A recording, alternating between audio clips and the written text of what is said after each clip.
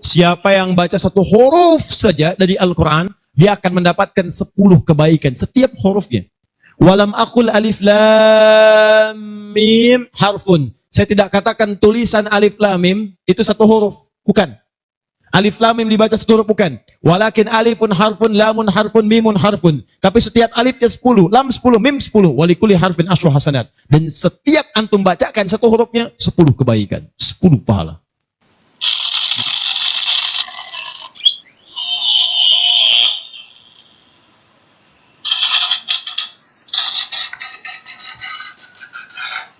Gitu bertafakur, lihat-lihat ayat, ya Allah, Nabi Adam kesalahan dikit keluar dari surga.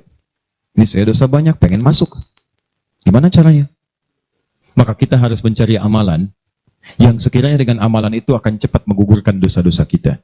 Karena yang paling bahaya adalah kita tidak mengerti berapa banyak dosa sudah dikumpulkan. Contoh, ini dosa mata aja di hari ini udah berapa banyak? Saya tanya pada antum, apa fungsi mata? Tuh, sudah salah.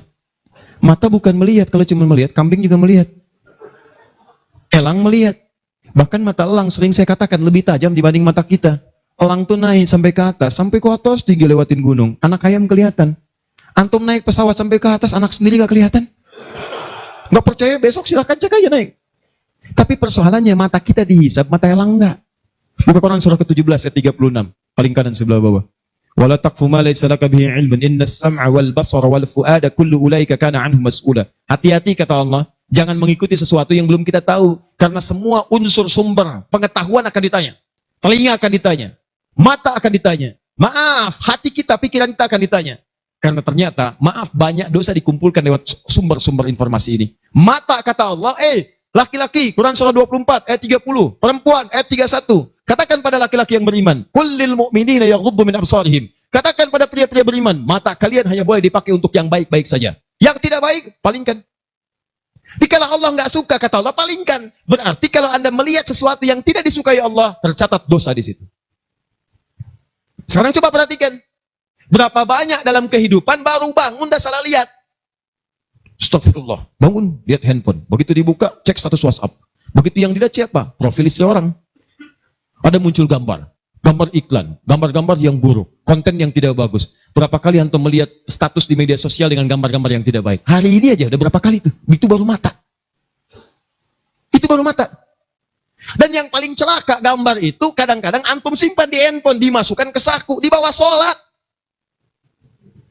Coba ketika antum sholat tuh, bawa handphone antum, terkumpul berapa banyak yang kotor di situ? Gambar-gambar yang tidak bagus, konten yang buruk dimasukin saat yang bersamaan. Enak aja antum minta kepada Allah, Rabbighfirli warhamni wajburni warfa'ni warzuqni. Gimana Allah memberikan rezeki kepada antum sedangkan antum datang dengan kotoran? Antum mau menghadap orang penting di dunia, datang ke tempatnya sepatu kotor, baju kotor, nginjak karpet rumahnya sengaja lagi. Apa antum diberi? Kalla. Belum masuk dan disuruh keluar. Antum datang menghadap kepada Allah dengan kotoran melekat di dalam diri, bahkan dimasukin ke sakunya, minta, ya Allah, sayangi saya. Bagaimana aku bisa menyayangimu kalau kamu datang dengan maksiat yang berlumur dan tidak kamu keluarkan dari dalam dirimu? Pikiran.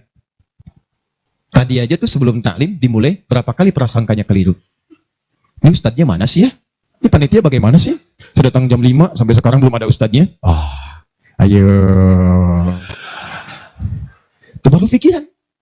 Terakumulasi itu dari ujung kepala sampai dengan ujung kaki. Lisan. Saya tidak Ustaz, tidak seperti itu. Bagus. Tidak seperti orang itu tuh. Dari tadi begitu aja Ustaz, itu sama. Jadi Anda bayangkan, semua unsur tubuh kita dari ujung kepala sampai ujung kaki, berapa banyak yang berbuat maksiat. Maka terakumulasilah dosa itu. Kadang-kadang lebih banyak daripada amal solehnya. Banyak. Seperti tangan tadi diangkat. Pertanyaan saya, di sini inti bahasan kita. Bagaimana kita menggugurkan dosa-dosa ini, sementara kita paham waktu kita terbatas, ini akan kita tinggalkan nih. Saya mohon dia tolong jangan banyak mainnya, tolong jangan banyak main. Demi Allah saya katakan, ada banyak yang tampak. Ada yang digulung ombak, sebabnya macam-macam, gak ada ombak pun meninggal juga. Ada yang kena gempa, dipertontonkan di hadapan kita untuk memberikan tanda, hari ini mereka, besok kamu. Hari ini kita antarkan orang lain ke alam kubur, besok Anda akan diantarkan untuk masuk ke penginapan berikutnya. Maka mohon maaf, Jangan banyak bercanda di sini. Ada alam setelahnya. Nah persoalannya yang di sini nggak dibawa, ini yang kita bawa nih, cuman dua. Kalau nggak bawa pahala, bawa dosa.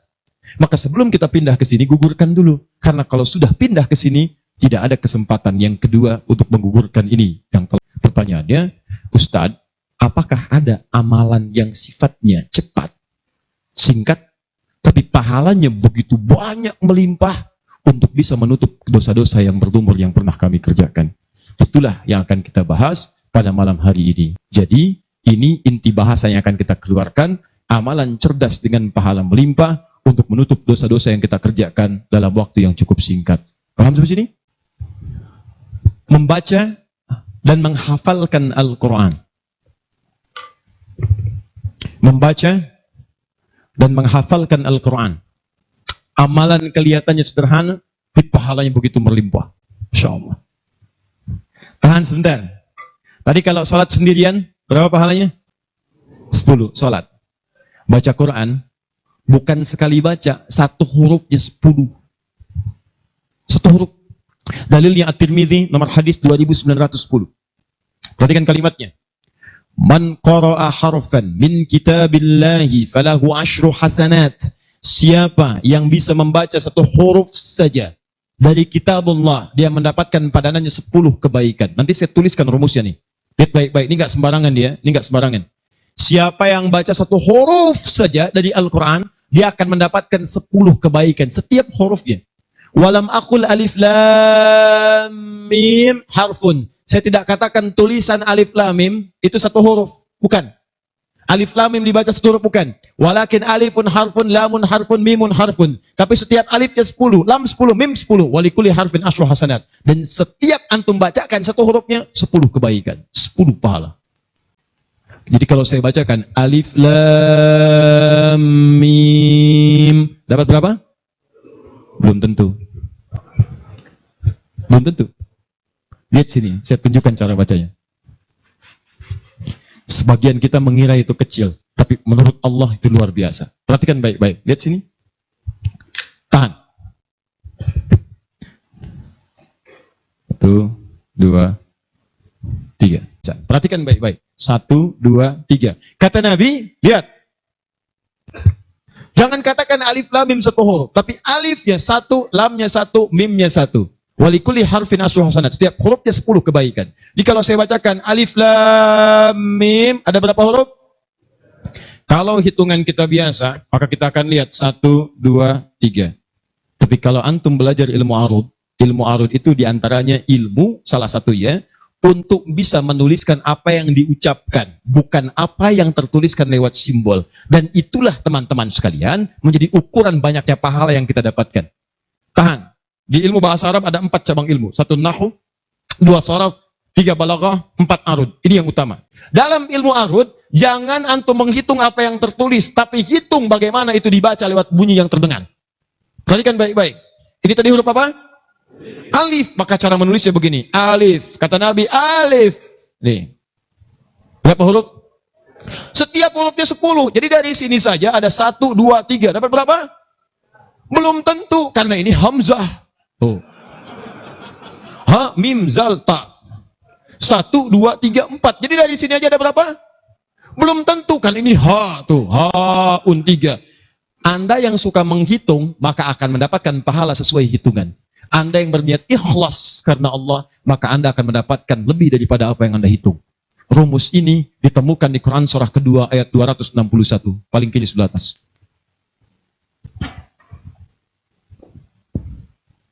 Tahan. Pelan-pelan.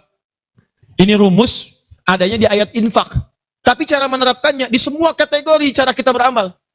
Orang kalau berinfak tahunya dapat 700. Mathalul ladzina yunfiquna amwalahum fi sabilillah kamathali habba. Orang yang infak di jalan Allah seperti menanam satu benih. Ambatat sab'a sanabil. Satu tumbuh jadi 7 tangkai. 1 kali 7, 7. Fi kulli sumbulatin mi'atu habba. Setiap tangkainya ada 100 benih. Ada 100 buah lagi. 7 kali 100, 700. Ayatnya suka dipotong sampai sini. Kalau Anda infak sekian, kalikan 700. Lupa, ayatnya belum selesai. Wallahu yudha'ifu liman yasha. Dan Allah akan melipat gandakan amalan tanpa batas bagi siapa yang tidak pernah berhitung. Jadi kalau Anda baca Qurannya hitung-hitungan, ini dosa hari ini berapa nih dikerjakannya? Oh 9, Masya Allah 9. Cukup satu huruf aja. Nun. Tutup. 10. Besok dosa berapa? 15. Cukup 2 huruf. Toha. Selesai. Kalau Anda ngitungnya begitu, maka diberikan sesuai hitungan. Tapi kalau Anda tidak pernah berhitung, Allahu Akbar, Anda tidak tahu alif lam mim itu mungkin nilainya 30, mungkin 300, atau bahkan 3 juta, atau lebih daripada itu. Makanya kami sarankan, kalau Anda bisa mendekat kepada Al-Quran, maka tolong agendakan setiap hari. Semua sahabat itu punya agenda, Pak. Antum kenal gak Utsman bin Affan? Oh, situ tidak senang ngangguk. Coba di Semarang kenal Utsman bin Affan. Luar biasa. Tapi nggak apa-apa, masih bagus. Kemarin saya baru dari Sukabumi, Hubud Dunia. Ada yang kenal Fir'aun. Ini masih untung Utsman. Tuh lihat ya. Utsman itu bukan cuman cerdas dalam urusan bisnis dunia, tapi tijarah akhirat itu luar biasa. Utsman paham, saya di dunia boleh kaya, tapi di akhirat bagaimana status saya? Maka beliau siangnya mengumpulkan harta dunia untuk ibadah, malamnya mengumpulkan pundi-pundi akhirat. Demi Allah saya katakan, Utsman itu di antara sahabat yang disebutkan oleh Imam An-Nawawi bersama Abdurrahman bin Auf, bersama Tamim Ad-Dari, yang diikuti kemudian oleh Imam Asy-Syafi'i generasi setelahnya, jauh setelahnya, itu punya amalan kalau malam terbiasa menghatamkan Al-Quran dalam tahajudnya. Ayo update. Ustaz, tapi kan saya belum lancar. Tambahkan hadisnya, lipatkan nomor hadis 2920. Awas, lihat kalimatnya. Walladzi yatata'ta wa huwa 'alaihi syaq falahu ajran. Siapa yang memulai menghafal, membaca, siapa yang mulai membaca Al-Quran tidak lancar, terbata-bata bacanya, mengejaknya. Orang baca alif lam mim, dia alif lam mim, falahu ajran, maka dia mendapatkan 2 kali lipat dari orang yang lancar. Orang lancar misal 30, dia 60. Terima kasih ya Allah, kalau begitu besok saya nggak lancar aja bacanya. Oh, bisa. Itu tidak lancar yang direncanakan. Yang lancar diikuti oleh malaikat ma'asyafaratil kirabil bararah. Yang belum lancar diapresiasi karena perjuangan kesungguhannya, bacaannya dapat nilai, perjuangannya mendapatkan nilai di sisi Allah Subhanahu wa ta'ala. Karena itu saya sarankan, maaf, mulai sekarang antum bikin kurikulum. Nih, satu tadi, bikin tabel begini. Nih. Saya katakan pada teman-teman juga yang di Bekasi, yang di Jakarta, ya, saya kasih 2 amalan dulu nih. Mulai sekarang antum bikin begini. Tahan ya teman-teman sekalian, nanti saya sampaikan bagaimana seorang Mu'adz, orang Mesir, baru kecil belum balik sudah menyiapkan amalan ini. Punya program. Nih, harinya nomor 1, 2, 3 dan seterusnya. Ini misalnya harinya apa besok. Amalannya apa? Mulai dengan sholat di sini, jamaah. Ini tadi bacaan Al-Quran. Kalau bisa, saya sarankan setiap hari mulai menghafal, walaupun cuma 1 ayat. Usahakan menghafal. Demi Allah saya katakan, pahala menghafal Quran lebih banyak daripada baca. Paling minimal 4 kali lipat. Karena itu ayat menghafal disebutkan 4 kali dibandingkan ayat baca. Silahkan cek Quran surah ke-54. Ayat 17, ayat 22, ayat 32, ayat 40. 17, 22, 32, 40. Berapa kali disebutkan? Walaqad yassarnal Qur'ana lidzikri. Sungguh telah kami mudahkan Al-Quran untuk dihafalkan, diingat. 4 kali disebutkan. Ya, maka ada yang menyebutkan menghafal Quran itu keutamaannya 4 kali dibandingkan dengan sekadar membaca. Baca.